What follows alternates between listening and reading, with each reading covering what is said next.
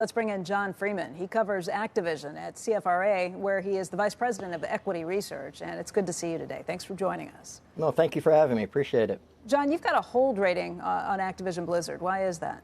Yeah, it's actually a very straightforward sort of reasoning. I look at the video game space from a tech lens, not so much from an entertainment lens. Although I think you have to look at both. And the reason, on a relative basis, I think Activision is not going to do as well as EA and Take-Two, is simply because of the console cycle. So the new consoles from Microsoft, Xbox 2, and Sony PlayStation 5, they're coming out in the fourth quarter of 2020.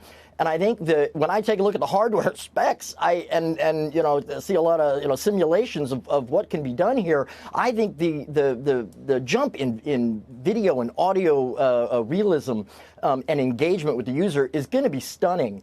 And so if you just look at Activision, you got, maybe 34% of their revenue comes from the console, whereas it's, about 65% for EA and about 80% or more for Take-Two. And that's really it. And if you look at, if you look at Activision from, just their sheer size, I think that it's going to take a while for them to, sort of restart that growth. And I don't think the console cycle is going to help them as much on a relative basis.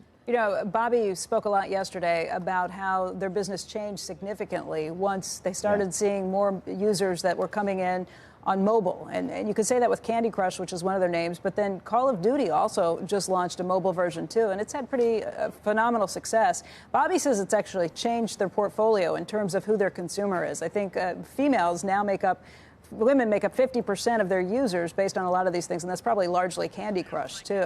What about the idea that you may not need a console to reach a larger and larger audience? Oh, I don't think you need a console, so I think they've already sort of proven that. So I look at it from a perspective of, there's kind of one goes ahead and then the other takes off, So I think the console leads, and I think the particularly on VR, which he mentioned at the end, is going to be amazing. I mean, it's really tremendous. What's the degree of sort of interaction and engagement and all of that stuff when you look at VR, and VR is just going to get better. I mean, it's going to get a lot better, and so. Just on a relative basis, I don't think Activision is going to be as big a beneficiary just because they have so much of that mobile franchise, and revenue. It's hard to grow that big number. Now, having said that, after 2020, I think the dynamics change, but our recommendations are based on a 12-month on a 12-month time frame. So that's the time frame I'm looking at Activision as a company. I think all three actually are really well positioned. I mean, video games have already taken over television. I saw some numbers that said in 2018, I think it's a 118 billion for video game industry. And television dropped to, I think, 110 billion. So, obviously video games are only going to grow, at a higher pace. So I think it's the sector itself is a good place to be. How do you value esports and what that business might mean over time? So yeah, it's a little difficult. I mean, I'm looking at it right now as more of an adjunct and as a way to as a way to get users excited about playing video games and sort of the ancillary effect on video game sales, which we're already seeing. So that that's the way I look at it right now. However, in